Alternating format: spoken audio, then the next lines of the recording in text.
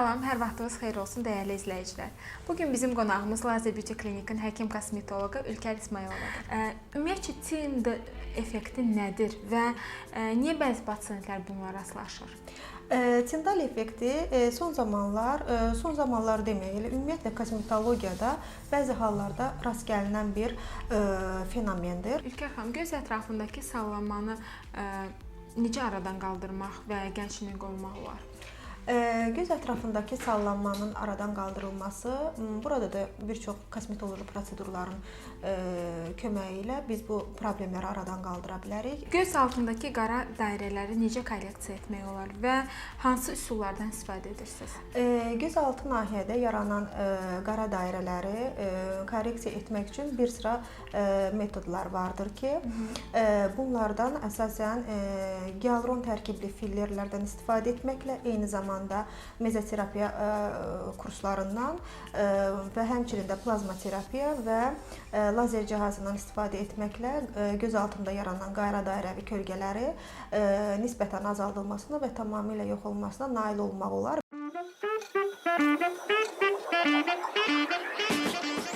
Salam Ülker xanım. Salam Cəmilə xanım. Necəsiz? Çox sağ olun. Siz necəsiz? Çox sağ olun, yaxşı olasınız. Ülker xanım, zəhmət olmasa özünüzü təqdim edərdiniz. Mən Ülker İsmayılova, Azərbaycan Dövlət Tibb Universitetinin 2008-2014-cü illərdə məzunuyam.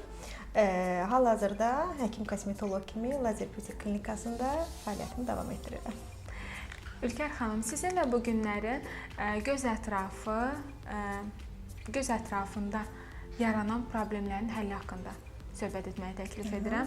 El arasında gözlərimiz ruhumuzun aynasıdır deyirlər. Bəli. Və düşünürəm ki, razılaşarsınız ki, ilk öncə insanla dialoq əsnasında bizim fikir verdiyimiz məhz insanın gözləri olur. Bu nahiyəni daha uzun müddətli cavan qalması üçün nə cür tədbirlər görməliyik, necə qulluq etməliyik? Gəlin bu kimi incə nüanslara toxunaq. Və birinci sualım bundan ibarət olacaq ki, niyə göz altı nahiyəsində hialuron tərkibli filler istifadə olunur və hansı hallarda buna göstəriş var? Gözaltı nahiyəyə hialuron tərkibli fillerlərin vurulması yaşla bağlı olaraq gözaltı nahiyədə dəraltı toxuma incəlir və dərin elastikliyi azalır və eyni zamanda burada yerləşən gözaltı pi paketləri həcmini itirir, nəticədə burada boşluqlar yaranır. Bu boşluqların doldurulması üçün və eyni zamanda burada yaranan qara dairəvi kölgələrin bərpası üçün hialuron tərkibli fillerlər effektivdir. Hialuron tərkibli fillerlərin istifadəsi nəticəsində buradakı boşluqlar doldurulur, dərinin yaxşılaşması baş verir və eyni zamanda dərinin elastikliyi artır. Hialuron təbii məhsul olduğuna görə dərini daha parlaq və təmiz görünməsinə kömək etmiş olur. Ülker xanım, bəzən müşahidə edirik ki, dolğudan sonra gözün altında Tindal effekti deyilən bir halla rastlaşırıq. Ümumiyyətcə Tindal effekti nədir və niyə bəzi pasientlər bununla rastlaşır? Tindal effekti son zamanlar deməyə, ümumiyyətlə kosmetologiyada bəzi hallarda rast gəlinən bir fenomendir. Tindal effekti dolğu məhsulunun düzgün təbəqəyə yerləşdirmədikdə və eyni zamanda hialuron turşusunun düzgün sıxlıqda seçmədikdə, preparatı həmin təbəqəyə yeritdikdə əmələ gələn mavi göy rəngli işıq effektinin olmasıdır. Bunun üçün pasiyent ilk növbədə həkim kosmetoloq mütəxəssisə müraciət etməlidir. Həkim kosmetoloq mütəxəssis də öz növbəsində düzgün preparat seçimi etməklə və eyni zamanda məhsulu hialuron turşusunu düzgün təbəqəyə yerləşdirməklə proseduru icra etməlidir. Ülker xanım, göz ətrafındakı sallanmanı necə aradan qaldırmaq və gəncliyə qorumaq olar? Göz ətrafındakı sallanmanın aradan qaldırılması, burada da bir çox kosmetoloji prosedurların köməyi ilə biz bu problemləri aradan qaldıra bilərik. botoks proseduru effektivdir. Botoks proseduru vasitəsilə biz göz ətrafında yaranan xırda qırışları açılmasına kömək etmiş oluruq ki, burada yaranan sallantını da biz aradan qaldırmış oluruq və eyni zamanda aparat kosmetologiyasından istifadə etməklə, yəni lazer cihazından istifadə etməklə biz göz ətrafında yaranan sallantının azalmasına kömək etmiş ola bilərik. Bəzi pasientlərdə qaş-göz məsafəsi çox kiçik olur. Kosmetologiyada o məsafəni açmaq üçün hansı üsullardan istifadə olunur? Və ümumiyyətlə varmı elə bir üsul? Kosmetologiyada gözlə qaş arasındakı məsafəni böyütmək üçün, belə deyək, bir-birindən ayırmaq üçün bəli, prosedur var. Hal-hazırda o prosedurun da adı bilirsiniz ki, bizim klinika tərəfindən bu icad olunubdur və qeyd edilir. Ceyran göz deyilən prosedur növü vardır ki, həqiqətən də bu prosedur vasitəsilə biz gözlə qaş arasındakı məsafəni açmış oluruq. Digər adı gözüstü dolğu gedir bu prosedurun. Lakin Cəmilə xanım, bu hər pasiyenta aid edilmir. Bunun üçün ilk növbədə həkim konsultasiya aparmalıdır, pasiyentin üzünə baxış keçirməlidir və baxış keçirdikdə deməli gözlə qaş arasındakı nahiyədə yerləşən sümük üzərində yerləşmiş pi paketlərinin həqiqətən də həcmi itirilmişdirsə və həmin nahiyədə boşluq varsa, bu prosedur vasitəsilə biz gözlə qaş arasındakı məsafəni açmış ola bilərik. Əks halda həmin nahiyə əgər ətli nahiyədirsə, biz artıq burada heç bir prosedurla bu görüntünü əldə edə bilmərik. Əgər həmin nahiyədə sallantı varsa, bu zaman biz artıq pasiyenti cərraha yönəldirik. Bu da blefaroplastika vasitəsilə həmin nahiyəni görüntüdə, belə deyək də, sallantını aradan qaldırmaq var. Bu daha çox göz üstündə sallantısı çox olan pasiyentlərə aid edilir ki, göz üstü nahiyədə dəri həddindən artıq çox sallanır. Artıq bunlara kosmetoloji prosedurlar kömək etmir. Kömək etmədikdə artıq bəli, biz cərraha yönləndiririk pasiyenti. Yox, əgər cərraha yönləndirməyə qədər, yəni hər hansısa bir şey etmək olarsa, biz onu qeyri-cərrahi üsulla, kosmetoloji prosedurlarla bu problemi aradan qaldıra bilərik. Göz altındakı qara dairələri necə korreksiya etmək olar və hansı üsullardan istifadə edirsiniz? Göz altı nahiyədə yaranan qara dairələri korreksiya etmək üçün bir sıra metodlar vardır ki, bunlardan əsasən gialuron tərkibli fillerlərdən istifadə etməklə, eyni zamanda mezoterapiya kurslarından və həmçinin də plazma terapiya və lazer cihazından istifadə etməklə göz altında yaranan qara dairəvi kölgələri nisbətən azaldılmasına və tamamilə yox olmasına nail olmaq olar. Belə ki, gialuron tərkibli fillerlər buradakı boşluqları doldurur və burada gözlə görünən damarların itməsinə səbəb olur. Eyni zamanda vitaminlərlə zəngin olan mezopreparatlar vasitəsilə gözaltı nahiyədəki qara dairəvi kölgələrin rənginin açılmasına və buradakı dərinin nəmlənməsinə səbəb olur. Plazma terapiya burada regenerasiya qabiliyyəti bərpa etdiyinə görə dərinin regenerasiya, yəni bərpa edici xüsusiyyətə malikdir və buradakı dərinin bərpa etməsinə kömək etmiş olur.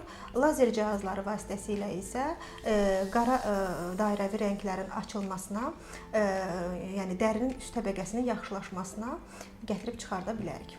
Ülkər xanım, ümumiyyətlə qara dairələrin yaranma səbəbi nədir? Qara dairəvi kölgələrin yaranmasına bir neçə faktorlar səbəb ola bilər ki, bunlar əsasən birinci genetik faktorlar burada əsas rol oynayır.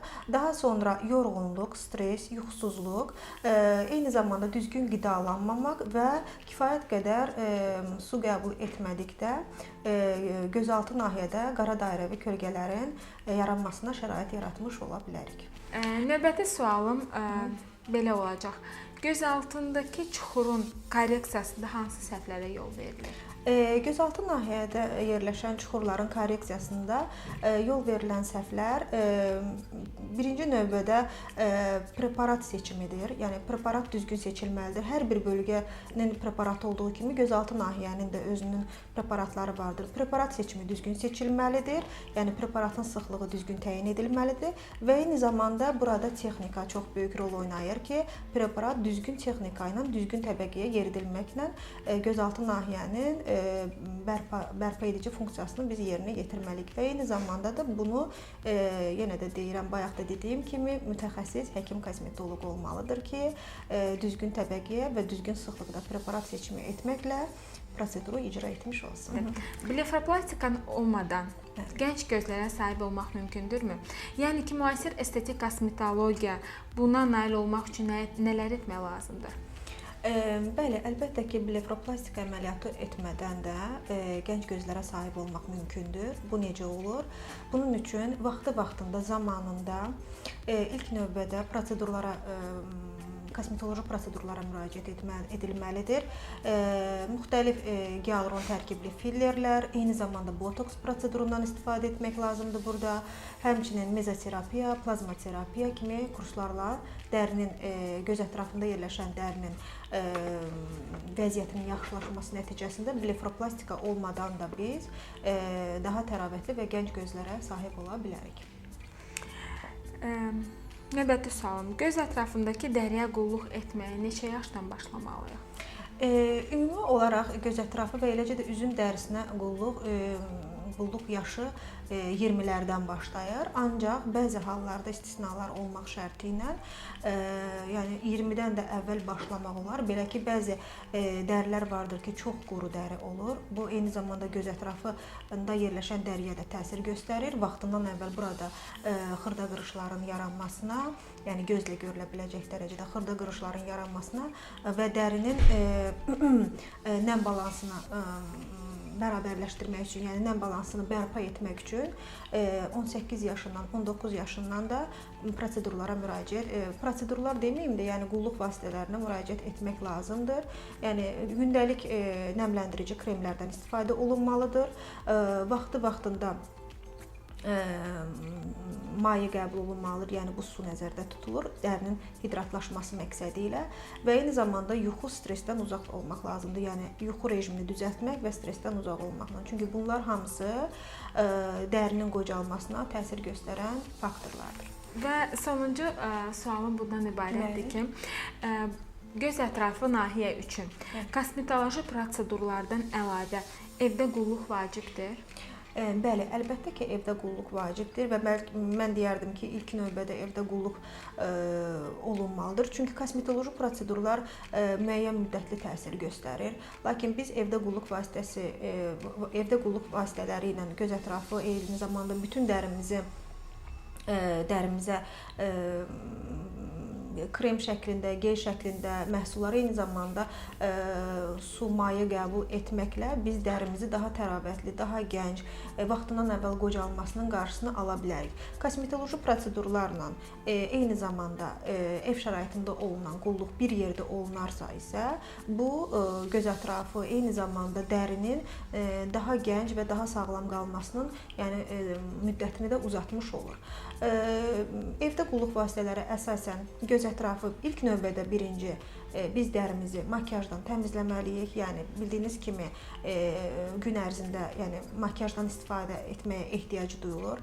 Yalnız evə gəldikdə bunu mütləq şəkildə makiyaj təmizləyən vasitələrlə ilk növbədə dərimizi təmizləməliyik ki, dərimiz nəfəs alsın. Daha sonra müxtəlif gellərdən, eyni zamanda kremlərdən istifadə etməklə tərkibində nəmləndirici xüsusiyyətə malik və eyni zamanda antioksidant tərkibli maddələr olan gel və kremlərdən istifadə etməklə biz göz ətrafı, eləcə də ümumi dərimizi nəmləndirməli və dərimizin qocalmasının qarşısını almalıyıq. İlker xanım, təşəkkür edirəm sizə vaxtınızı ayırdığınız üçün. Çox sağ olun. Növbəti görüşlərədək sağ olun. Sağ olun.